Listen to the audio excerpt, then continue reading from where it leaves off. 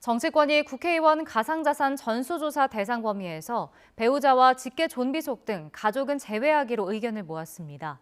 대상을 의원 본인으로 한정한 건데 반쪽 조사가 될 거라는 우려의 목소리도 커지고 있습니다. 박광열 기자입니다.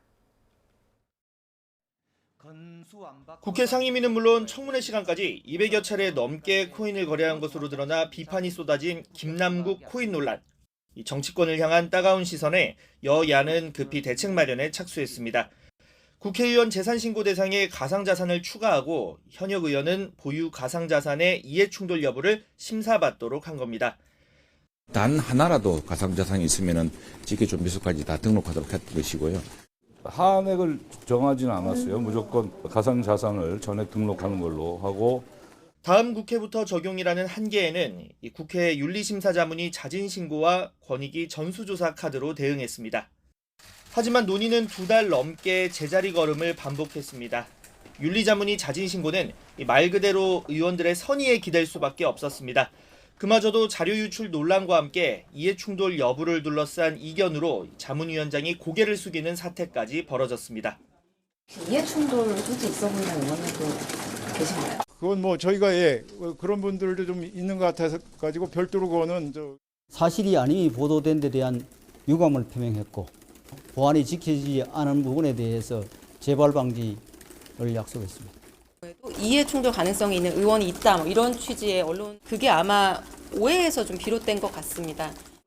권익위 전수조사에 필요한 국회의원 동의서 제출을 두고는 눈치 싸움이 벌어졌습니다.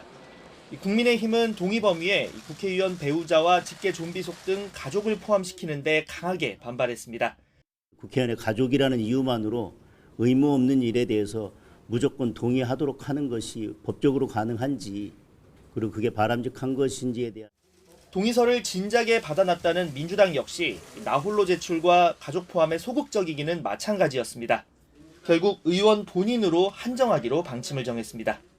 법적으로 권익위가 조사를 할 권한이 있는 게 아니고 저희가 위임을 해서 권익위가 조사를 하는 것이기 때문에 여기에 앞으로 진행될 권익위 조사의 한계에 대한 지적도 제기됩니다. 주식이나 부동산과 비교해 코인 자체의 익명성이 큰 데다 해외 거래소를 통한 코인 보유, 거래 내역은 확보하는 게 쉽지 않기 때문입니다. 국민들 눈총이 따가울 때는 투명하게 할 것처럼 결의하고 반쪽짜리 조사로 어물쩍 넘어가려는 양당을 강력히 규탄합니다. 각종 현안에서 첨예하게 대립한 여야가 오랜만에 한 목소리를 냈습니다. 결국 내년 총선을 앞두고 서로 지킬 건 지켜주자는 면피용 조사라는 비판을 피하기 어렵다는 지적도 나옵니다. YTN 박광렬입니다.